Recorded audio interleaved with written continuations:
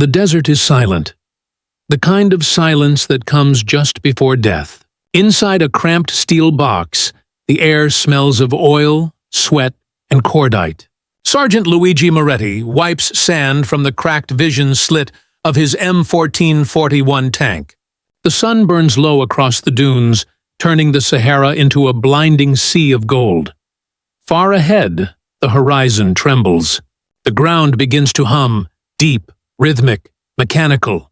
Engines, dozens of them. He peers through the periscope.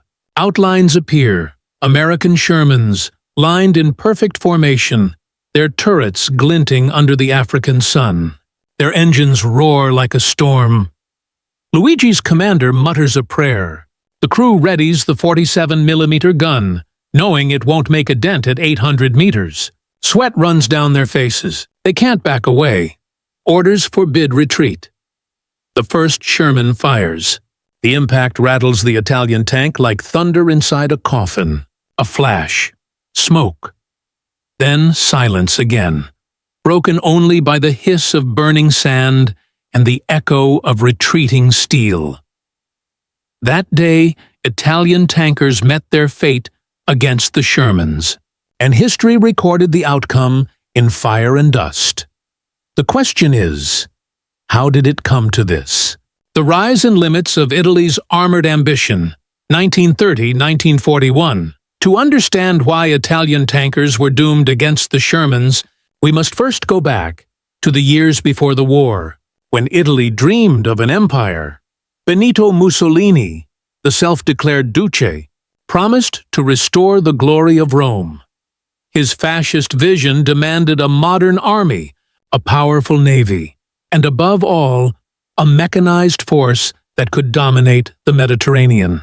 But dreams are easy. Steel, engines, and fuel are not. In the early 1930s, Italy's industry was weak. It lacked the heavy machinery, advanced metallurgy, and large-scale factories that Germany, Britain, or the United States possessed. Fiat Ansaldo, Italy's main tank manufacturer, struggled to design anything beyond light armor. The result was a generation of tanks that looked impressive on parade, but crumbled under fire. The first Italian tanks, the L333 and L335 tankettes, were little more than armored cars on tracks. 2 men, a machine gun, and armor so thin that a rifle bullet could pierce it. Yet these were Italy's primary tanks. When the Second World War began in September 1939, Mussolini's generals knew the truth, but politics overruled caution. When Italy joined the war in June 1940, they declared war on Britain and France, even as their armored divisions rolled forward in outdated machines. In North Africa, the stage was set. Italy's 10th Army, commanded by Marshal Rodolfo Graziani, invaded British-held Egypt from Libya. They advanced confidently into the desert. Thousands of men, hundreds of tanks, banners waving beneath the blazing sun. But confidence would not stop British Matildas. By December 1940, British counterattacks, Operation Compass, shattered the Italian army. Their M11, 39, and early M13, 40 tanks proved mechanically unreliable and underarmed. Italian tankers fought bravely, but their thin armor and weak guns made them easy prey. Out of 250 tanks, most were destroyed or abandoned in days. Yet from this defeat, a grim determination grew. Italy began producing the M13 2040 and M14 2041, hoping to reclaim honor. These medium tanks carried a 47mm gun and 30mm of frontal armor. Barely enough against early British models, but completely inadequate against what was coming. The desert became their testing ground and their grave. As 1941 unfolded, the Germans arrived. The Afrika Korps, led by General Erwin Rommel, transformed the war in North Africa. To Mussolini's delight, Italy's troops would now fight beside Germany's best. But even Rommel saw the problem. He noted privately that the Italian tanks were courageously manned but tragically obsolete. Still, Italian crews fought on, disciplined, loyal, and proud, even as their machines broke down in the sand. They did not yet know that across the Atlantic, American factories were building something that would soon redefine armored warfare, and by the time it arrived, it would already be too late for them. By early 1942, the war in North Africa had become a brutal chess match across hundreds of miles of desert.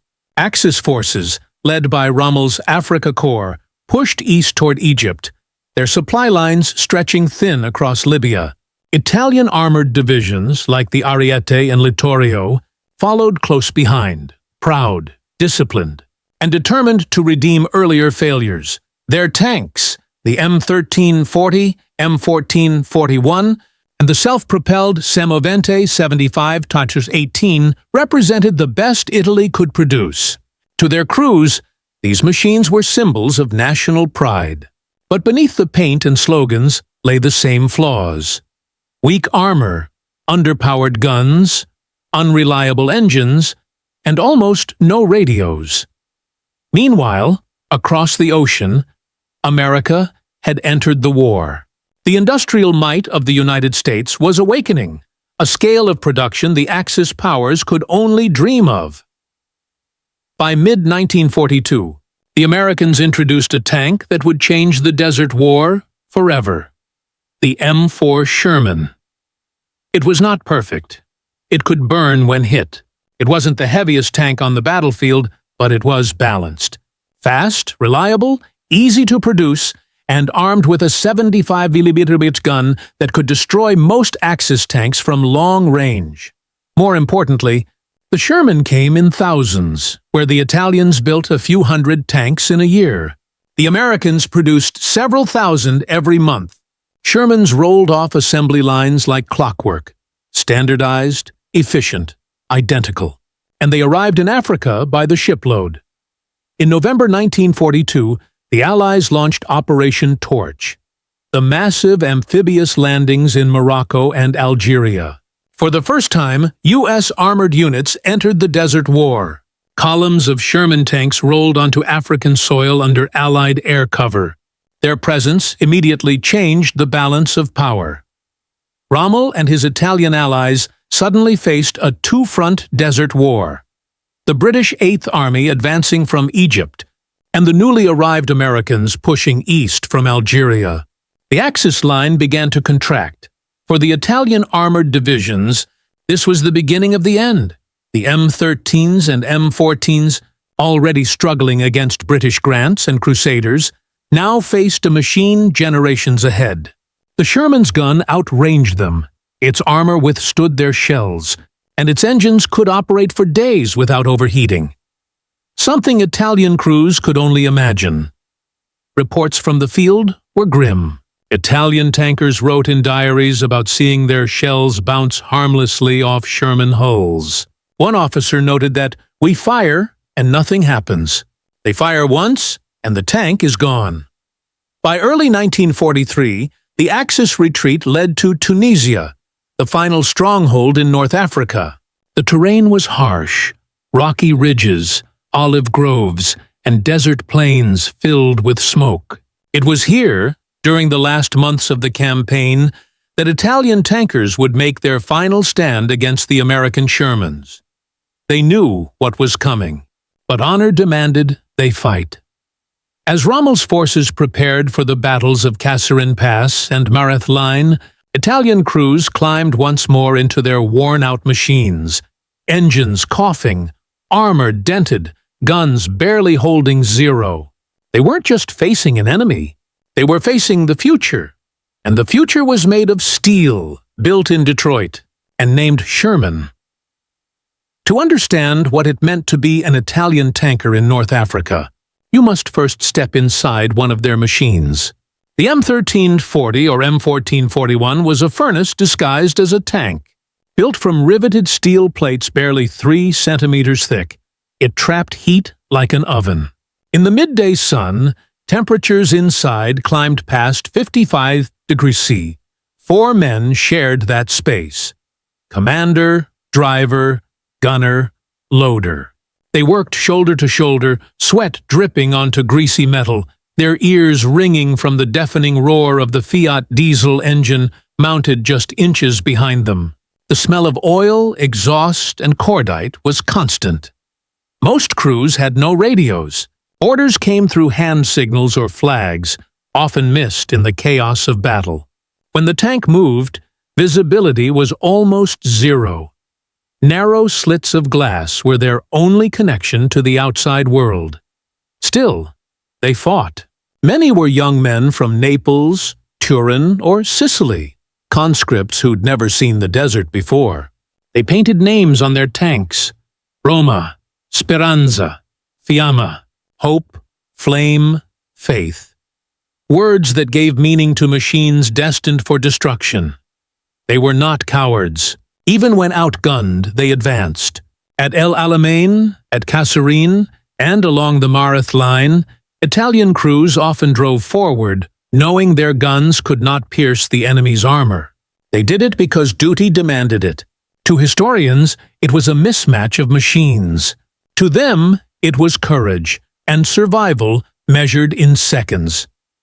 The core tragedy of Italy's tank war lay not in its soldiers, but in its technology. The M1340 and M1441, though labeled medium tanks, were outclassed by almost everything on the battlefield.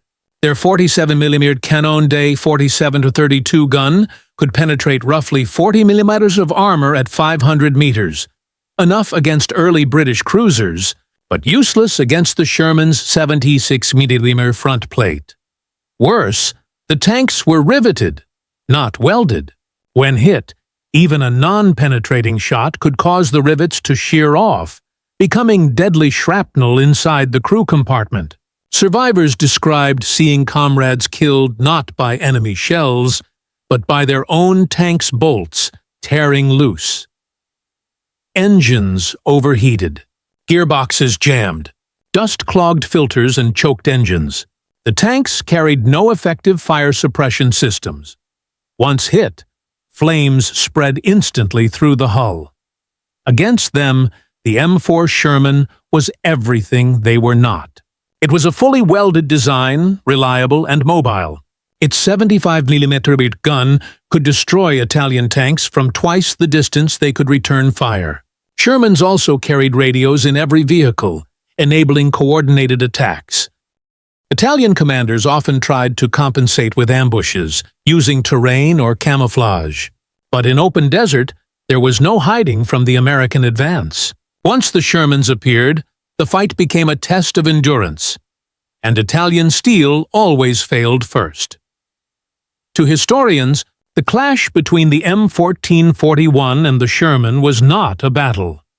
It was an autopsy of an outdated idea. Yet inside those outdated machines were men who refused to surrender their honor. And that human defiance would carry them into the next stage of the war, when courage alone had to face impossible odds. When the Germans arrived in North Africa, everything changed, at least on the surface.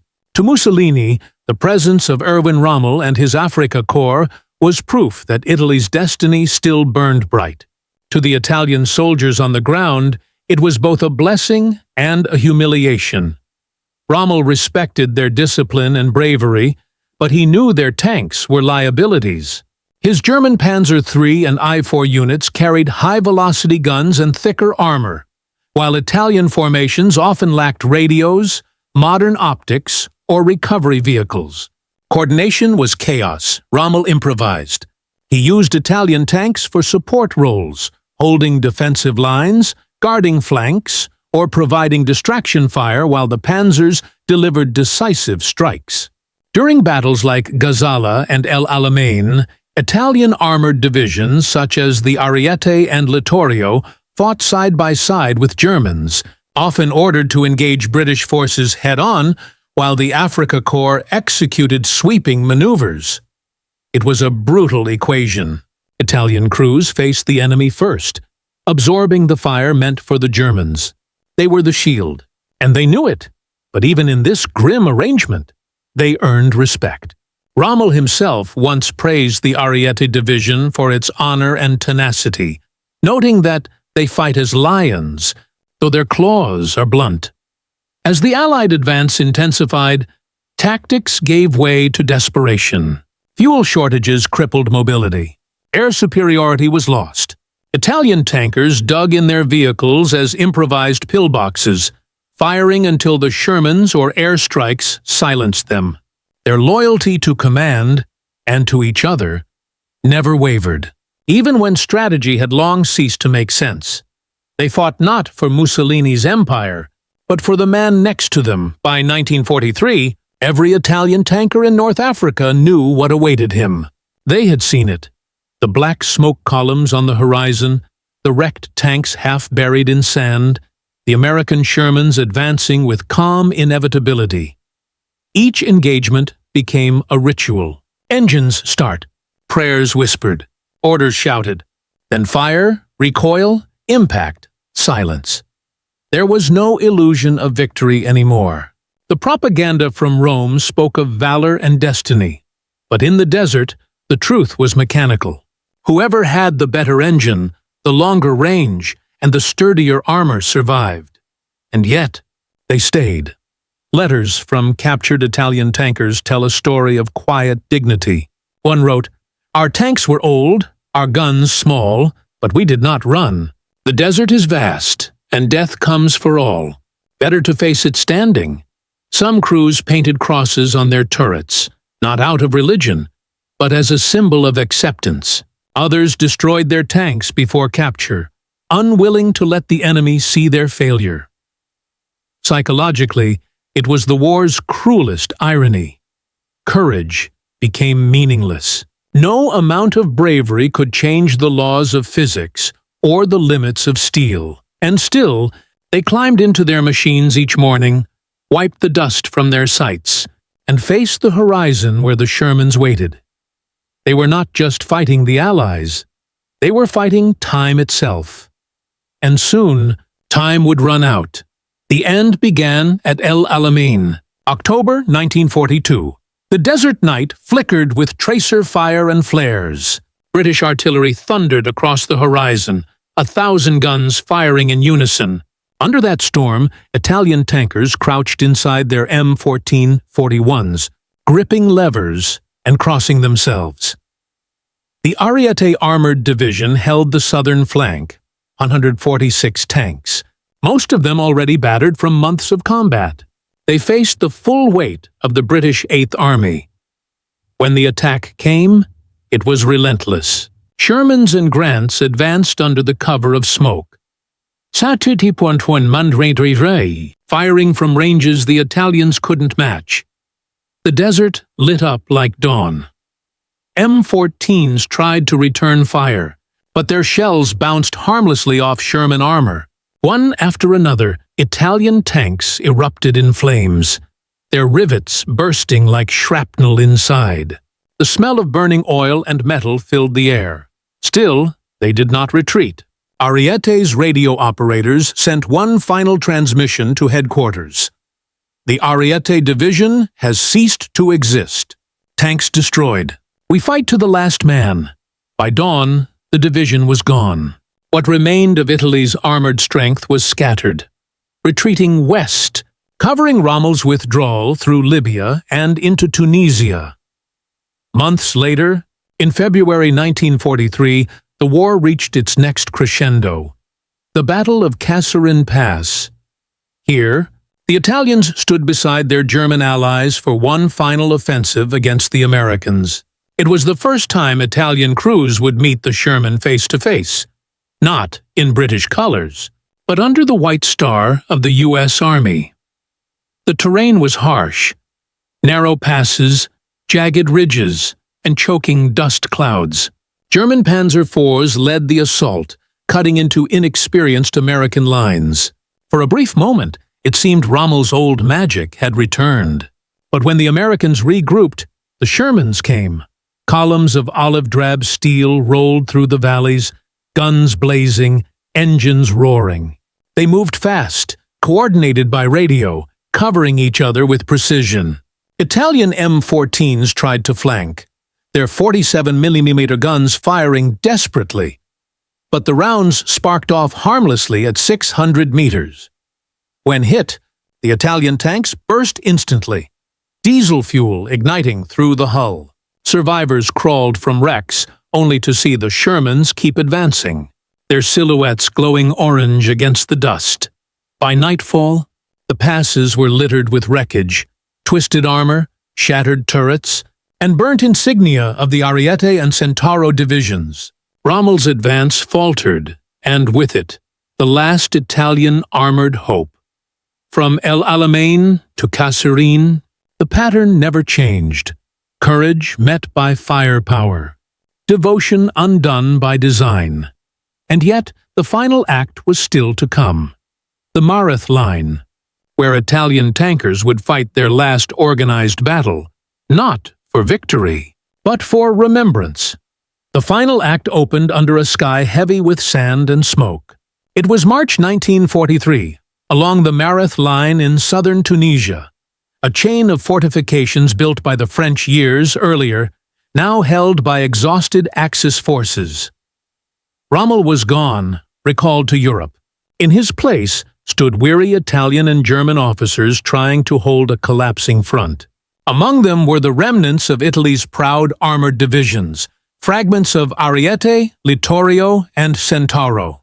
Most had fewer than 20 tanks left, many barely running. The Allies were coming. From the south advanced the British Eighth Army, reinforced, relentless, and led by men who had learned from every battle before. From the west, the Americans closed in, hundreds of Shermans, their engines echoing across the desert valleys. Inside the Italian tanks, the mood was quiet. Crews spoke little. They had seen what awaited them.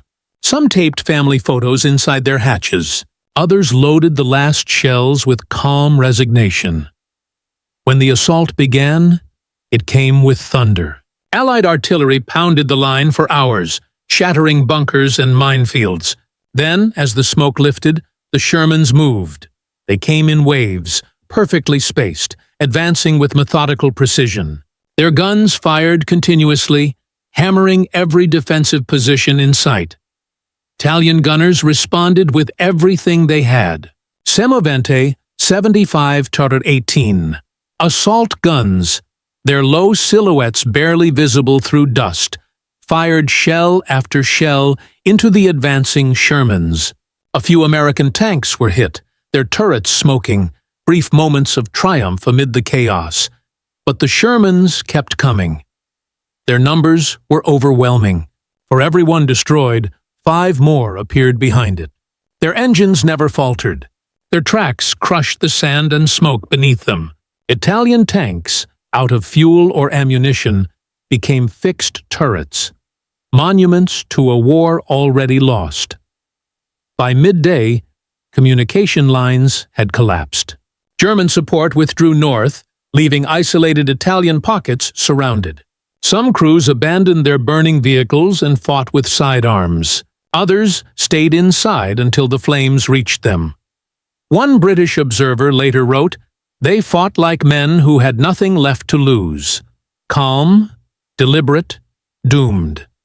By the end of March, the Mareth Line fell. The remaining Italian armor ceased to exist as a fighting force. The desert, once echoing with engines and gunfire, grew silent again.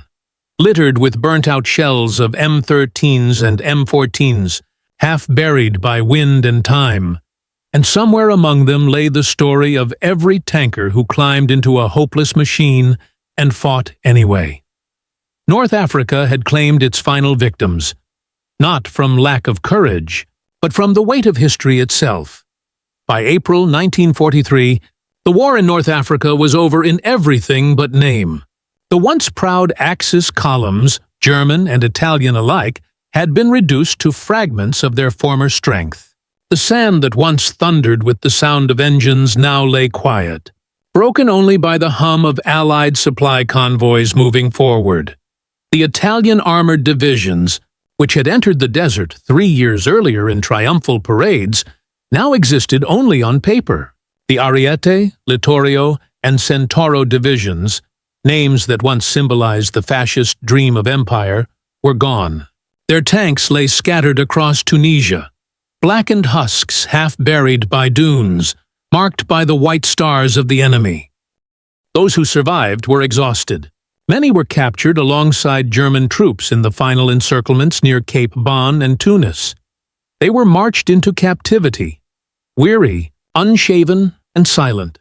Allied reports spoke with respect, if not admiration. British and American officers noted that the Italian tank crews fought with stubborn resolve, despite the clear inferiority of their equipment. One British intelligence summary concluded, "The Italian armored divisions were brave, but betrayed by their machines." Captured Italian tankers described the same story again and again. Mechanical failures, shortages of ammunition, no radios, no air support. "We fought blind," one lieutenant said. "They could see us, talk to each other, and hit us before we ever knew they were there." In a way, it was not just Italy's tanks that had been defeated. It was Italy's entire industrial reality. Where the Americans produced 49,000 Shermans in 3 years, Italy had built fewer than 3,000 tanks of all types. The Desert War had revealed a hard truth. Courage alone could not compete with mass production. When the last Axis forces in Tunisia surrendered on May 13, 1943, more than 230,000 soldiers laid down their arms, including tens of thousands of Italians. For many of them, the dream of Mussolini's empire ended there, under Allied guard, staring across the sand toward a Europe already slipping from fascist control. The tankers who survived captivity would return to a homeland in ruins, cities bombed, morale broken, and leadership collapsing. Yet, they carried with them a memory that would haunt them for the rest of their lives. The moment when courage met modernity and was crushed beneath it. And as Italy fell into turmoil, its once proud armored corps disappeared, its legacy buried under the same sand that had swallowed their machines. By the summer of 1943, Italy was unraveling from within. The fall of Tunisia had exposed what no propaganda could hide. The empire Mussolini promised was nothing but sand slipping through his fingers. Allied bombers now roared over Italian cities day and night. Naples burned. Rome shook under air raids. The same soldiers who once crossed the desert in steel now dug trenches in their own homeland, waiting for an invasion they could not stop. On July 10, 1943, that invasion came. The Allies landed in Sicily, and with them came the same tanks that had crushed Italy in Africa. Shermans, rolling off landing craft like waves of iron. Their silhouettes haunted every Italian who had faced them before. Within days, Mussolini's government began to fracture. His generals no longer believed. His people no longer followed. By the end of the month, the fascist Grand Council turned against him. Mussolini was arrested. The regime collapsed, but Italy's nightmare was far from over. When the new government tried to surrender to the Allies in September 1943, Germany struck first, Operation Axa, disarming Italian divisions, occupying Rome, and taking thousands of Italian soldiers prisoner. For the tank crews who had survived Africa, the betrayal was complete. Some were sent to fight alongside the Germans in the puppet Italian Social Republic in the north. Others joined the Allies, driving the same Shermans that had once destroyed them. Brothers found themselves on opposite sides of the same battlefield. And as the Italian campaign dragged on, from Salerno to Monte Cassino, from Anzio to Rome, the Sherman became more than a tank. It became a symbol of inevitability, of industrial might-crushing ideology, of progress outpacing pride. The war that had started as Mussolini's dream of conquest ended as a war for Italy's soul. In the end, those same Italian tankers who once fought beneath the burning sun of Tunisia would return home to a broken nation, stripped of empire, haunted by memory, and for them, the echo of engines in the desert would never fade. The roar of the Shermans, the thunder that marked the death of Italy's armored dream. Years later, long after the war had ended, the deserts of Tunisia still whispered. Sand had swallowed the wrecks. The sun burned the metal smooth. But beneath the dunes, the skeletons of those machines, and the men who fought inside them, still rested. Among them, the rusted hull of an M1340, its turret half buried, its insignia faded by time, a relic of a lost cause. For Luigi Moretti, now an old man in a quiet village outside Milan, the war was a ghost that never left.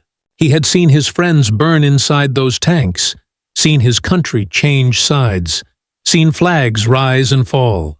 He no longer spoke of victory or defeat, only of survival. When asked what it felt like to face the Shermans, he once said, "It wasn't the tank that beat us. It was the world moving faster than we could catch it." The Sherman, to him, was more than steel. It was history itself, relentless, unstoppable, indifferent. It rolled through Africa, Europe, and Asia, outliving every empire it met. And as the decades passed, Italy rebuilt. Its cities healed, its armies modernized. But the lesson of those tankers, of bravery trapped inside fragile machines, became a quiet monument to the futility of pride. War had shown them that courage alone could not stop progress, that no amount of loyalty could armor a man against history's momentum. In the end, Luigi would sometimes walk to a hill overlooking the valley at sunset, the same color as the Tunisian sand, and close his eyes. He would hear it again. The rumble of engines, the hiss of shells, the silence after fire. And somewhere in that silence, between defeat and remembrance, lay the story of all who went to war, believing they could change the course of time, only to learn that time was the only thing they could never stop.